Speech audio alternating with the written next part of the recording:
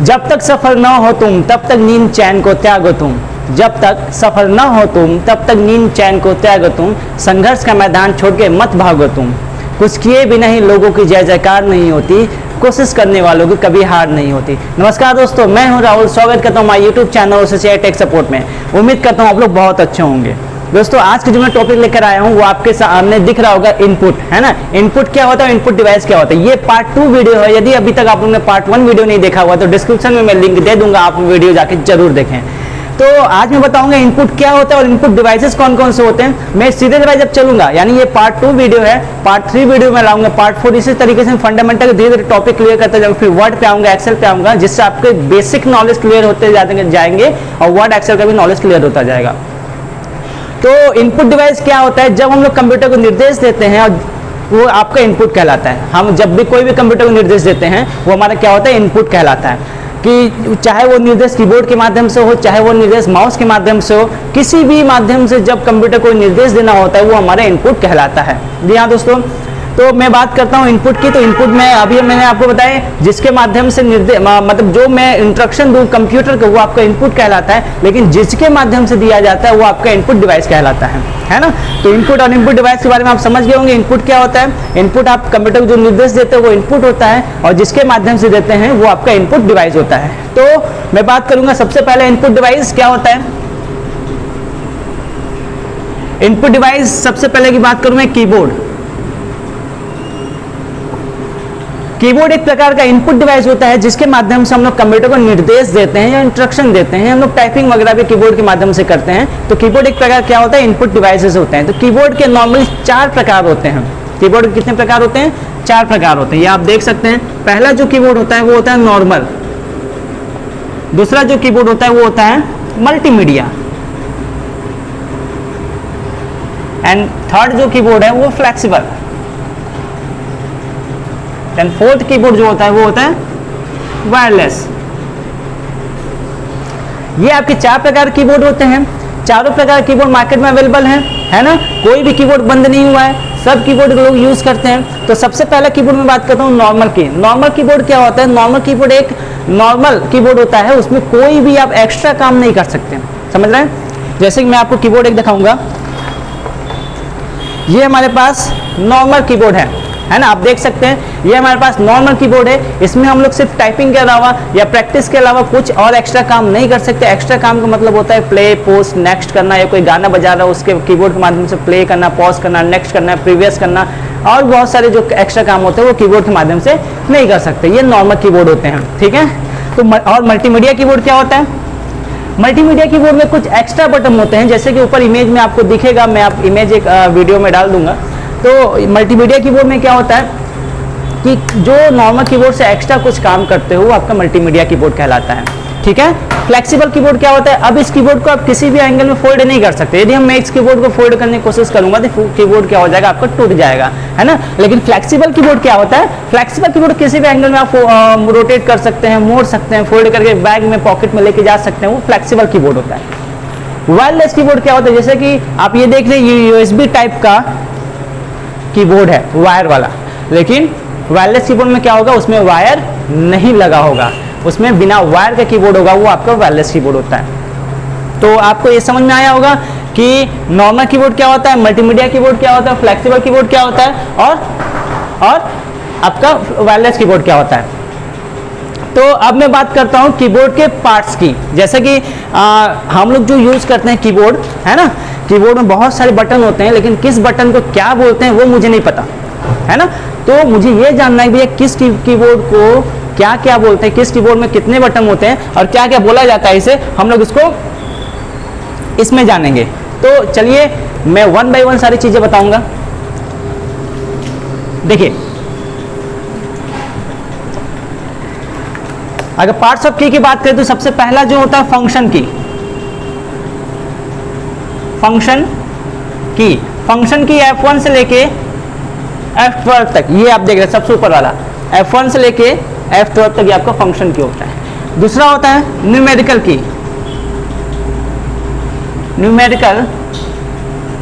0 से लेके 9 तक, आप इस कैटेगरी को भी बोल सकते हैं 0 से लेके 9 तक, क्लियर। देन आपका होता है अल्फाबेटिकल की।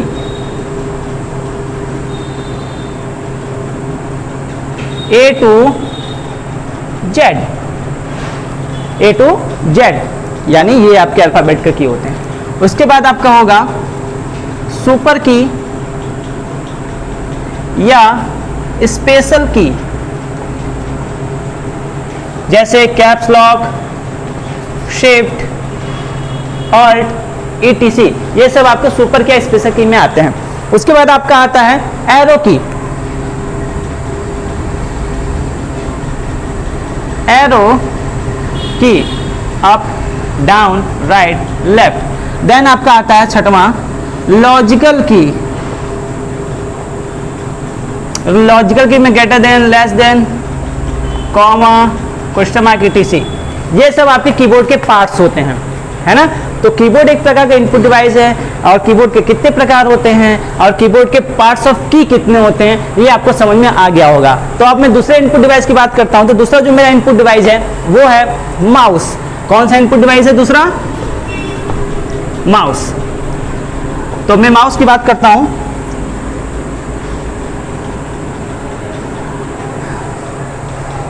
माउस होता क्या है? माउस को हम लोग क्या बोलते हैं? पॉइंटिंग डिवाइस बोलते हैं। क्या बोलते हैं? पॉइंटिंग डिवाइस बोलते हैं। पॉइंटिंग डिवाइस क्यों बोलते हैं?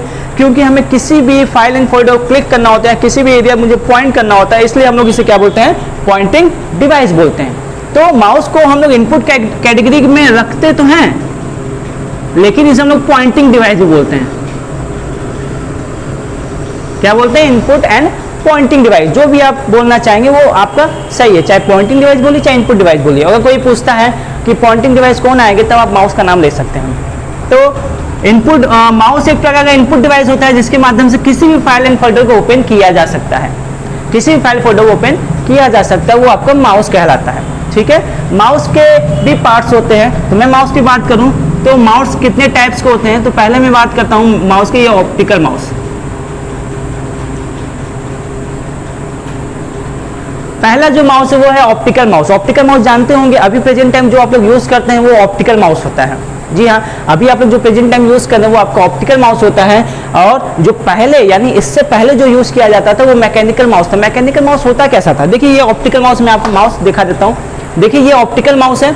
इस माउस में नीचे एक छोटे से आपको दिख रहा होगा छेद टाइप का, है ना। इसमें क्या होता है कि इसमें लाइट, जब हम इसको इस डिवाइस को कनेक्ट करते हैं आपके यूपीएस से, सीपीयू से या लैपटॉप से, तो इसमें लाइट जलता है। तो ये आपका लेजर बीम से काम करता है, इसलिए इसे ऑप्टिकल माउस बोलते हैं। और मैकेनिकल माउस क्या था? मैकेनिकल माउस में क्या होता था? मैकेनिकल माउस में आपका मैकेनिकल माउस में क्या होता था? मैकेनिकल माउस आपका एक ट्रैक बॉल से काम करता था, यानी कि जो लाइट है इसमें लाइट की जगह ट्रैक बॉल लगे होते थे, है ना। और इस माउस से काफी वेटेड होते थे। तो वो जो माउस था मैकेनिकल माउस, अब बंद हो चला है। अब माउस वो मैकेनिकल माउस यूज नहीं होता है। अब जो यूज किया जाता है वो ऑप्टिकल माउस यूज किया जाता है ना। और ये बाजार में आसानी से 100 से 150, 120, 140 के रेशियो में मिल जाता है। और तीसरा जो माउस है, माउस के टाइप से, वो वायरलेस माउस है। जैसा अभी हमने आपको बताया ना, कीबोर्ड में वायर नहीं लगा होता, उसी तरीके से माउस में भी ये वायर नहीं लगा होता है। ठीक है। वो आपका एक सिर्फ माउस होता है, एक डोंगल देगा जो अपने लैपटॉप या अपने सीपीयू में आप कनेक्ट करा के उस माउस को चला सकते हैं। ठीक है। माउस समझ में आया? Optical mouse, mechanical mouse, wireless mouse. अब माउस के पार्ट्स ऑफ की बात करें तो पार्ट्स ऑफ की मैं अगर बात करता हूं तो इसके भी 3 की होते हैं। ठीक है। पार्ट्स ऑफ की अगर मैं बात करता हूं दोस्तों, ये जितने मैं पॉइंट्स बता रहा हूँ इन डीप में, आप सारे को नोट डाउन करते जाइएगा, क्योंकि ट्रिपल-सी के एग्जामिनेशन में इस टाइप के क्वेश्चन पूछे जाते हैं। तो आप इसको नोट डाउन जरूर कर लीजिएगा, नहीं तो क्वेश्चन पूछने का उसका तरीका घुमावदार होता है ना। इजी क्वेश्चन होता है लेकिन पूछने का तरीका उसका घुमावदार होता है। तो पार्ट्स ऑफ की में पहला मैं की बात करूं तो प्राइमरी की। प्राइमरी की को बोलते हैं लेफ्ट बटन। कौन सा बटन? Left button. ठीक है। दूसरे को बोलते हैं सेकेंडरी की। सेकेंडरी की को क्या बोलते हैं? Right button. अभी मैं दिखाता हूं आपको। तीसरे को बोलते हैं स्क्रॉल बटन, बोल सकते हैं आप, है ना।